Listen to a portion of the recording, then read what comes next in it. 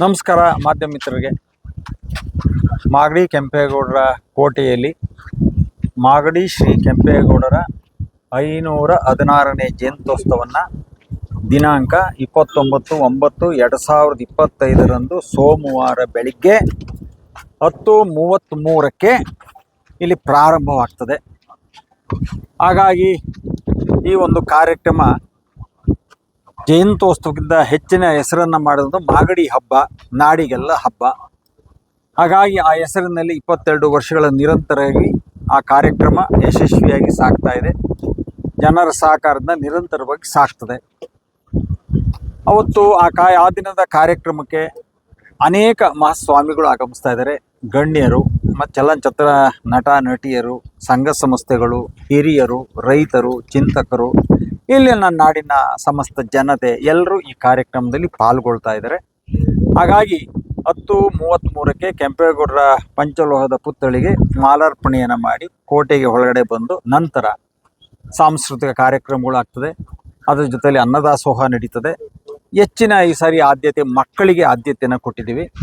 ಯಾತಕ್ಕೆ ಅಂದರೆ ಮಾಗಡಿ ಕೆಂಪೇಗೌಡರು ಆ ಕಾಲದಲ್ಲಿ ಅಂದರೆ ಅವತ್ತು ವಿದ್ಯಾಭ್ಯಾಸ ಇಲ್ಲದಂಥ ಕಾಲದಲ್ಲಿ 64 ಗುರುಕುಲಗಳನ್ನು ಕಟ್ಟಿ ಇಲ್ಲಿ ಒಂದು ವಿದ್ಯೆಗೆ, ರೈತರಿಗೆ ಆದ್ಯತೆಯನ್ನು ಕೊಟ್ಟಂಥ ಪುಣ್ಯಾತ್ಮನ ಅವತ್ತಿನ ಸಂಕಲ್ಪ, ಅವತ್ತು ನೆರವೇರಿಸಿದ ಕಾರ್ಯಕ್ರಮಗಳು ಇವತ್ತು ನಮ್ಮ ಮುಂದೆ ಜೀವಂತವಾಗಿದೆ. ಅದಕ್ಕೋಸ್ಕರ ಈ ಮಕ್ಕಳಿಗೆ ಏನಾದರೂ ಮಾಡಬೇಕು ಅಂತ ನಮ್ಮ ತಾಲೂಕಿನ ಸರ್ಕಾರದ ಶಾಲೆಯಲ್ಲಿ ಓದುವಂಥ ಮಕ್ಕಳಿಗೆ ಅಂದರೆ 7, 8, 9 ಆ ಒಂದು 3 ತರಗತಿಯ ಎಲ್ಲ ಮಕ್ಕಳಿಗೂ ಒಂದು ಬ್ಯಾಗು, ನೋಟ್ಬುಕ್ಕು, ಒಂದು ಬರೆಯೋಂಥ ಪ್ಯಾಡು, ಒಂದು ಪೆನ್ಸಿಲ್ ಬಾಕ್ಸು, ಇಷ್ಟನ್ನು ಒಂದು ಕಿಟ್ಟನ್ನು ಮಾಡಿ 5,000 ಜನಕ್ಕೆ 5,000 ಜನದ ಮಕ್ಕಳಿಗೆ, ವಿದ್ಯಾರ್ಥಿಗಳಿಗೆ ಕೊಡುವಂಥ ಕೆಲಸವನ್ನು ಮಾಡ್ತಾಯಿದ್ವಿ.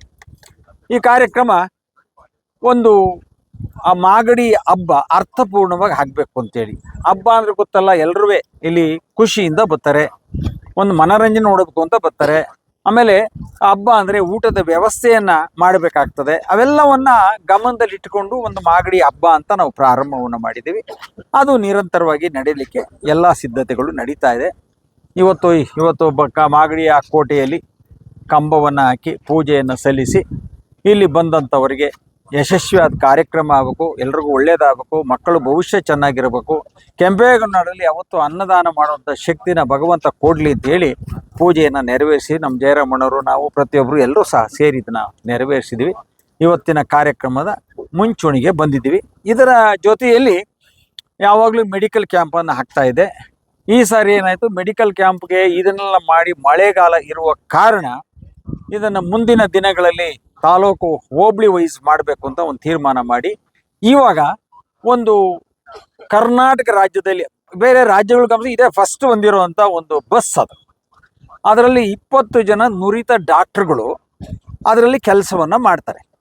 ಒಬ್ಬ ವ್ಯಕ್ತಿಯ ಬಸ್ಸಿನ ಒಳಗಡೆ ಹೋದರೆ ಪ್ರತಿಯೊಂದು ಬಾಡಿ ಸ್ಕ್ಯಾನಿಂಗಿಂದ ಹಿಡಿದು ಅವನ ಬಾಡಿಲಿ ಏನು ಕಾಯಿಲೆ ಅಂತ ಹಿಡಿದು ಏನೇನು ಇದೆ, ಏನೇನು ಆಗಬೇಕು, ಅಥವಾ ಸಣ್ಣ ಆಪರೇಷನ್ ಅದರಲ್ಲೇ ಮಾಡಿ ಹೊರಗಡೆ ಕಳಿಸುವಂಥ ಕೆಲಸಕ್ಕೆ ಆ ಬಸ್ಸು ಇಲ್ಲಿ ಬರ್ತದೆ. ಅದಕ್ಕೆ ನುರಿತ ಡಾಕ್ಟ್ರು ಒಂದು 20 ಜನ ನುರಿತ ಡಾಕ್ಟ್ರು ಬರ್ತಾರೆ. ಇಲ್ಲಿ ರಕ್ತದಾನ ಶಿಬಿರ ಇರ್ತದೆ. ಯಾರ್ಯಾರಿಗೆ ಏನೇನು ಪ್ರಯೋಜನ ಅದನ್ನು ಪಡ್ಕೊಳ್ಳೋವಂಥ ವ್ಯವಸ್ಥೆನ ಈ ಕೆಂಪೇಗೌಡರ ಮಾಗಡಿ ಹಬ್ಬದಲ್ಲಿ ಈ ಕೋಟೆಯ ಆವರಣದಲ್ಲಿ ಆಗ್ತದೆ. ನಮ್ಗೊಂದು ಖುಷಿ ಏನಪ್ಪ ಅಂದರೆ, ಬೆಂಗಳೂರು ಕಡ್ದವರು ಕೆಂಪೇಗೌಡರು, ಯಾವ ಕೆಂಪೇಗೌಡರು? ಮಾಗಡಿ ಕೆಂಪೇಗೌಡರು. ಆ ಮಾಗಡಿ ನದಿ ಇದೆಯಲ್ಲ, ಎಲ್ಲವನ್ನ ದಾಟಿ ಎತ್ತರದಲ್ಲಿರುವಂಥ ಕೆಂಪೇಗೌಡರ ಹೆಸರು. ಕೋಟೆಗಳಿರ್ಬೋದು, ನಗರಗಳಿರ್ಬೋದು, ಕೆರೆಗಳಿರ್ಬೋದು, ದೇವಸ್ಥಾನ ಇರ್ಬೋದು, ಕಲ್ಯಾಣಿಗಳು, ಗುಂಡುತೋಪು ಇರ್ಬೋದು, ನೀವು ಯಾವ ಒಂದು ಉದಾಹರಣೆ ತಗೊಂಡ್ರೆ ಎಲ್ಲದರದ್ದು ಮೈಲಿಗಲ್ ಮಾಗಡಿ ಕೆಂಪೇಗೌಡರು. ಅವತ್ತಿನ ಕಾಲಕ್ಕೆ 64 ಪೇಟೆಗಳನ್ನು ಕಟ್ಟಿದ್ರು. ಒಂದು ಜಿಲ್ಲೆಯಲ್ಲಿ 64 ಗುರುಕುಲಗಳನ್ನು ಕಟ್ಟಿದ್ರು. ಅಂದರೆ ಅವರ ಚಿಂತನೆ ಏನಿತ್ತು ಅಂದರೆ, ದೂರದೃಷ್ಟಿಯ ಒಬ್ಬ ಧೀಮಂತ ನಾಯಕ. ಆತನ ಆ ಹೆಸರು ಹೇಳದೆ ಒಂದು ಪುಣ್ಯ. ಅವ್ರ ಮಣ್ಣಲ್ಲಿ ನಾವೆಲ್ಲ ಇರೋದೇ ನಮಗೆ ಸೌಭಾಗ್ಯ. ಹಾಗಾಗಿ ಈ ಮಣ್ಣು ಯಾವತ್ತೂ ಸುರಕ್ಷಿತವಾಗಿ ಸಂತೋಷದಿಂದ ಜನರ ನೆಮ್ಮದಿಯನ್ನು ಕಂಡಂಥ ಏನಾದರೂ ಒಂದು ಭೂಮಿ ಇದ್ರೆ ಅದು ಮಾಗಡಿ ಗಂಡು ಮೆಟ್ಟಿದ ಮಣ್ಣು. ಯಾತಕ್ಕೆ ಅಂದರೆ ಕೆಂಪೇಗೌಡರು ಬರೀ ಆಳ್ವಿಕೆಯನ್ನು ಮಾಡಲಿಲ್ಲ, ರೈತರಿಗೆ ಉತ್ತೇಜನವನ್ನು ಮಾಡಿಕೊಟ್ರು, ಅಭಿವೃದ್ಧಿಯನ್ನು ಮಾಡಿಕೊಟ್ರು, ನೀರಾವರಿಯನ್ನು ಮಾಡಿಕೊಟ್ರು. ಅದರ ಜೊತೆಯಲ್ಲಿ ನಗರವನ್ನು ನಿರ್ಮಾಣ ಮಾಡಿದಾಗ ಮತ್ತೆ ಈ ಬಯಲು ಸೀಮೆಯಲ್ಲಿ ನಾಡನ್ನ ಕಟ್ಟಿದಾಗ ಅವತ್ತು ಪ್ರಾರ್ಥನೆಯನ್ನ ಮಾಡಿದ್ರು. ಭಗವಂತ ರೈತರಿಗೆ ಬೇಕಾದ್ದು ನೀರು, ಮಳೆ ಆಗ್ಲಿ ಮನೆ ತುಂಬ ಮಕ್ಕಳಾಗ್ಲಿ ಎನ್ನುವಂತ ಕಾಲ ಅದು. ಅದಕ್ಕೋಸ್ಕರ ಮಳೆ ಉಯ್ದಿಲ್ಲ ಅಂದ್ರೆ ರೈತರು ಬದುಕೋದಿಲ್ಲ. ಕೆರೆ ನಾನು ಕಟ್ತೀನಿ ಆದ್ರೆ ಭಗವಂತನ ಅನುಗ್ರಹ ಆಗ್ಬೇಕಲ್ಲ. ಆವಾಗ ಮಾಂಡವಿ ಮಹರ್ಷಿಗಳು, ಕಣ್ವಶ್ರೀ ಮಹರ್ಷಿಗಳು, ಸಿದ್ಧಿ ಪುರುಷರು, ಯೋಗಿ ಪುರುಷರು, ಅನಂತ ಪುರುಷರ ಆಶೀರ್ವಾದವನ್ನು ಪಡೆದು ವರುಣನ ಆಶೀರ್ವಾದ ಜೊತೆಯಲ್ಲಿ ಈ ಮಾಗಡಿ ಕ್ಷೇತ್ರ, ಈ ನಾಡು ಸಮೃದ್ಧಿಯಾಗಿ ಹಸಿರಾಗಿರಲಿ, ರೈತರ ಬಾಳು ಹಸನ ಆಗಲಿ, ಹಸಿದು ಬಂದವರಿಗೆ ಅನ್ನ ಹಾಕುವಂಥ ಕೇಂದ್ರವಾಗಲಿ ಅಂತ ಹೇಳಿ ಆ ಮಾಗಡಿ ಕೆಂಪೇಗೌಡರು ಮಾಡಿದಂಥ ಇತಿಹಾಸವನ್ನ ನಾವು ಮರುಗಳಿಸಿ ಮಾಡುವಂಥ ಪ್ರಯತ್ನಕ್ಕೆ ಮುಂದಾಗ್ತಾ ಇದ್ದೀವಿ. ನಮ್ಮ ಕೈಲಾದಷ್ಟು ಆ ಕೆಂಪೇಗೌಡರ ಇತಿಹಾಸವನ್ನು ಉಳಿಸುವಂಥ ಕೆಲಸಕ್ಕೆ ಇಲ್ಲಿ ಎಲ್ಲರೂ ಸಹಕಾರವನ್ನು ಕೊಡ್ತಾ ಇದ್ದಾರೆ. ಹಾಗಾಗಿ ಆ ಕಾರ್ಯಕ್ರಮ ಯಶಸ್ವಿ ಆಗಬೇಕಾದ್ರೆ ಮಾಧ್ಯಮದವರು ಸತ್ಯವನ್ನ ಹೇಳಿ. ಆಮೇಲೆ ಮತ್ತೊಂದು ನಿಮಗೆ ಹೇಳಬೇಕು ಅಂದ್ರೆ, ಇವತ್ತು ಮಾಗಡಿ ತಾಲೂಕಿಗೆ ಬಂದು 27 ವರ್ಷಗಳಾಯ್ತು. 27 ವರ್ಷಗಳಲ್ಲಿ ಯಾವತ್ತು ಸುಳ್ಳು, ವಂಚನೆ, ಮೋಸ ಅಥವಾ ನಾನು ಏನೋ ಮಾಡ್ತೀನಿ ಅಂತ ಆಶ್ವಾಸನೆ ಕೊಟ್ಟಂತ ಜನ ನಾನಲ್ಲ. ಏನು ನುಡಿದಿದ್ದೀನಿ ಅಷ್ಟು ವರ್ಷನು ನಿರಂತರವಾಗಿ ಅದಕ್ಕಿಂತ ಹೆಚ್ಚಿನ ಸೇವೆಯನ್ನ, ಅತಿ ಹೆಚ್ಚಿನ ಕಾರ್ಯಕ್ರಮಗಳನ್ನ, ಅತಿ ಹೆಚ್ಚಿನ ಆ ಒಂದು ಗತವೈಭವದ ಒಂದು ವ್ಯವಸ್ಥೆಯನ್ನ ಮಾಡಿ ಈ ಮಾಗಡಿಗೆ ಒಂದು ದೊಡ್ಡ ಕೊಡುಗೆಯನ್ನು ಕೊಟ್ಟಿದ್ದೀನಿ. ಯಾತಕ್ಕೋಸ್ಕರ ಅಂದ್ರೆ, ಈ ಮಾಗಡಿ ಕ್ಷೇತ್ರ ಎಲ್ಲಿದೆ ಅಂತೇಳಿ ನಾನು ಕೆಂಪೇಗೌಡರ ಜಯಂತ್ಯೋತ್ಸವ ಮಾಡುವಂತ ಸಂದರ್ಭದಲ್ಲಿ 2003ರಲ್ಲಿ ಮಾಗಡಿಗೆ ಬನ್ನಿ ಅಂದ್ರೆ ಮಾಗಡಿ ರೋಡ್ಗೆ ಹೋಗ್ತಾ ಇದ್ರು. ಅಲ್ಲಿ ರಾಮಣ್ಣದ ಒಂದು ಮಿಲಿಟರಿ ಹೋಟ್ಲಿತ್ತು. ಆ ಮಿಲಿಟರಿ ಹೋಟ್ಲ ಹತ್ರ ಬಂದ್ಮೇಲೆ ಎಲ್ಲಿ ಬರಬೇಕು ಅಂತ ಕೇಳೋರು. ಇಲ್ಲಪ್ಪ, ಮಾಗಡಿ ಕೆಂಪೇಗೌಡರದ್ದು ಈ ಬೆಂಗಳೂರು ಕಟ್ತವ್ರು ಒಂದು ಇದೆ, ಊರು ಇದೆಯಲ್ಲ, ಮಾಗಡಿ ಇದೆ ಅಂದ್ರೆ ಅದು ಒಂದು ಇದೆಯಾ ಮಾಗಡಿ ಅಂತ ಕೇಳಿದಂತ ಸಂದರ್ಭನೂ ನೋಡಿದ್ದೀವಿ. ಸರ್ಕಾರದಲ್ಲಿ ಹಣ ಅನುದಾನದ ಹೆಸರು ಮಾಗಡಿದು ಬಿಟ್ರೆ ಯಾರು ಕೆಂಪೇಗೌಡರ ಹೆಸರಲ್ಲಿ ಮಾಗಡಿ ತಾಲೂಕಿದೆ ಅಂತ ಹೇಳುವಂತ ಪ್ರಚಾರದಲ್ಲಿಲ್ಲಂತ ಜನನೂ ನಾವು ನೋಡಿದ್ದೀವಿ. ಆ ಕಾಲದಿಂದಲೂ ಕಾಲಘಟ್ಟವನ್ನು ನೋಡಿದ್ದೀವಿ. ಇವತ್ತು ನಾವು ಪ್ರಾರಂಭ ಮಾಡಿ 22 ವರ್ಷ ಆಯಿತು. ಈ ಕಾರ್ಯಕ್ರಮದಿಂದ ಇವತ್ತು ರಾಜ್ಯದ ಸರ್ಕಾರ ಮಾಡ್ತಾ ಇದೆ. ಇವತ್ತು ರಾಜ್ಯದ ಸಾರ್ವಜನಿಕರು, ಆ ಕೆಂಪೇಗೌಡರ ಹಿತೈಷಿಗಳು, ಕೆಂಪೇಗೌಡರ ಆರಾಧಕರು ಎಲ್ಲರೂ ಇವತ್ತು ಕೆಂಪೇಗೌಡರ ಜಯಂತ್ಯೋತ್ಸವನ ಮಾಡುವ ಮುಖೇನ ಕೆಂಪೇಗೌಡರ ಹೆಸರನ್ನ ಅಂತಾರಾಷ್ಟ್ರೀಯ ಮಟ್ಟಕ್ಕೆ ತಗೊಂಡೋಗಿದ್ದಾರೆ.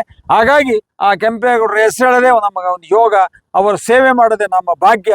ನಾವು ಮಾಡ್ತಾ ಇರೋದು ನಮ್ಮ ಮಣ್ಣಿಗೆ, ನಮ್ಮ ಜನಕ್ಕೆ, ನಾವು ಈ ಹುಟ್ಟಿದ ಮಣ್ಣಿಗೆ ಒಂದು ಎಲ್ಲರೂ ಸೇರಿ ಒಂದು ಪೂಜೆ ಪುನಸ್ಕಾರವನ್ನು ಮಾಡಿ ಜನಕ್ಕೆ ಒಳ್ಳೇದಾಗ್ಲಿ ಅಂತ ಬಯಸಿ ಈ ಒಂದು ಕಾರ್ಯಕ್ರಮ ಯಶಸ್ವಿಗೆ ನಾವೆಲ್ಲರೂ ಮುಂಚೂಣಿಯಾಗಿ ನಿಂತಿದ್ದೀವಿ. ಎಲ್ರಿಗೂ ಒಳ್ಳೇದಾಗ್ಲಿ, ಎಲ್ಲರೂ ಬರಲಿ ಅಂತ ಬಯಸ್ತೀವಿ. ಗೊತ್ತಿದೆಯಲ್ಲ, ನಮ್ ನಿರೀಕ್ಷೆ ಇಲ್ಲ. ಬೆಳಗ್ಗೆ ಒಲೆ ಹಚ್ಚರೆ ಸಂಜೆವರೆಗೂ ಇರ್ತದೆ. ಎಷ್ಟು ಜನ ಬರ್ಲಿ, ಇದು ಅನ್ನದ ಕೇಂದ್ರ ಅಂದ್ರೆ ಅನ್ನಪೂರ್ಣ. ನಾವೊಂದು 20-25 ಸಾವಿರ ಜನ ಅನ್ಕೊಂಡಿದೀವಿ. ಎಷ್ಟು ಜನ ಬರ್ರಿ, ಆದ್ರೆ ನಮ್ಗೆ ನಿರೀಕ್ಷೆ ಇಲ್ಲ. ನಮ್ದು ಏನು ಅಂದ್ರೆ ಎಷ್ಟೇ ಜನ ಬಂದ್ರು ಅದು ಹಬ್ಬ ಸಂಜೆವರೆಗೂ ನೆರವೇರಬೇಕು. ಅದಕ್ಕೆ ನಾವು ಸಿದ್ಧರಾಗಿ. ಪ್ರಮುಖವಾಗಿ ಯಾರ್ಯಾರು ಸ್ವಾಮೀಜಿಗಳು? ಒಂದು 12 ಜನ ಸ್ವಾಮೀಜಿಗಳು ಬರ್ತಾ ಇದ್ದಾರೆ. ಒಂದು 13 ಜನ ನಟ ನಟಿಯರು ಬರ್ತಾ ಇದ್ದಾರೆ. ಸಂಘ ಸಂಸ್ಥೆಗಳು, ರೈತರು, ಹಿರಿಯರು, ಚಿಂತಕರು ಎಲ್ಲರೂ ಬರ್ತಾ ಇದ್ದಾರೆ. ಇವ್ರ ಜೊತೆಲಿ ನೀವೆಲ್ಲರೂ ಸೇರಿದಾಗ ಇದನ್ನ ಹೆಸರು ಹೇಳಿ ಇಂಗಿಡಿಸಿ ಹೇಳುವಂಥದ್ದು ಏನಿಲ್ಲ. ಇದು ಒಂದು ದೊಡ್ಡ ಕಾರ್ಯಕ್ರಮ, ಭವ್ಯ ವೇದಿಕೆ. ಇದು ಕೆಂಪೇಗೌಡರ ಇತಿಹಾಸ ಸಾರುವಂತ ಒಂದು ಪುಣ್ಯ ಭೂಮಿ. ಇದು ಅಚ್ಚುಕಟ್ಟಾಗಿ ಎಲ್ಲರ ಯಶಸ್ವಿ ಮುಖಾನ, ಎಲ್ಲರ ಆಶೀರ್ವಾದ ಜೊತೆಲಿ ಯಶಸ್ವಿಯಾಗಿ ಕಾರ್ಯಕ್ರಮ ಆಗ್ತವೆ.